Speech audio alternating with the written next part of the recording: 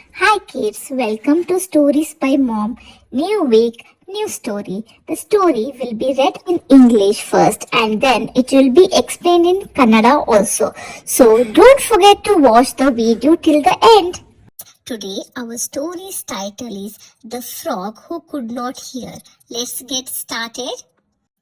Once upon a time, there was a frog who could not hear anything. He lived near a big well with many other frogs. One day, Deaf Frog and another frog fell into the deep well. The other frogs gathered around and shouted, "Don't try, the well is too deep. You can't come out." One frog felt sad and afraid. He believed the others. He stopped trying and gave up. But the second frog kept jumping. He did not stop. The frog could not hear them. He thought they were cheering him up, so he jumped again and again and again. At last, with one big jump, the frog came out of the well. All the frogs were shocked. They asked, "How did you do it?" The deaf frog smiled. He thought everyone was encouraging him, so he never gave up.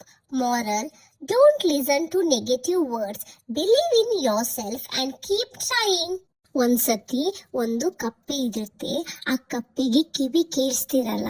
ಅದು ಒಂದು ದೊಡ್ಡ ಬಾವಿ ಹತ್ರ ಬೇರೆ ಕಪ್ಪೆ ಜೊತೆ ಇರ್ತಾ ಇತ್ತು.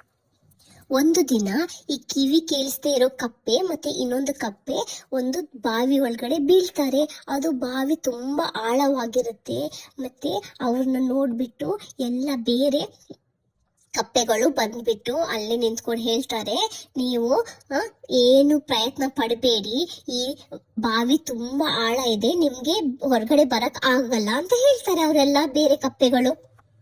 ಇನ್ನೊಂದು ಕಪ್ಪೆಗೆ ತುಂಬಾ ಬೇಜಾರಾಗುತ್ತೆ ಮತ್ತೆ ಭಯ ಆಗುತ್ತೆ. ಅದು ಬೇರೆ ಕಪ್ಪೆಗಳು ಹೇಳಿದ್ದು ನಂಬುತ್ತೆ ಮತ್ತೆ ಪ್ರಯತ್ನ ಮಾಡೋದೇ ಬಿಟ್ಬಿಡುತ್ತೆ. ಮೇಲ್ ಬರಕ್ಕೆ ಪ್ರಯತ್ನ ಮಾಡ್ತಾ ಇರ್ತಲ್ಲ, ಅದನ್ನ ಅದು ಬಿಟ್ಬಿಡುತ್ತೆ. ಆದ್ರೆ ಇನ್ನೊಂದು ಕಪ್ಪೆ ಹಾರ್ತಾನೇ ಇರುತ್ತೆ. ಅದು ನಿಲ್ಸಲ್ಲ. ಯಾಕಂದ್ರೆ ಆ ಕಪ್ಪೆಗೆ ಕಿವಿ ಕೇಳಿಸ್ತಿರ್ಲಿಲ್ಲ. ಬೇರೆ ಕಪ್ಪೆಗಳು ನೀನು ಮಾಡಬೇಡ ಅಂತ ಹೇಳ್ತಾ ಇದ್ರಲ್ಲ, ಅದು ಏನ್ ಅನ್ಕೊಂಡಿರುತ್ತೆ, ಅದು ನನ್ನನ್ನ ಪ್ರೋತ್ಸಾಹಿಸ್ತಾ ಇದ್ದಾರೆ ಅಂತ ಹೇಳ್ಕೊಂಡು ಅದು ಹಾರ್ತಾನೆ ಇರುತ್ತೆ. ಹಾರ್ತಾನೆ ಇರುತ್ತೆ. ಕೊನೆಯದಾಗಿ ಆ ಕಪ್ಪೆ ಜೋರಾಗಿ ಜಿಗಿಯುತ್ತೆ ಮತ್ತೆ ಬಾವಿಯಿಂದ ಹೊರಗಡೆ ಬರುತ್ತೆ.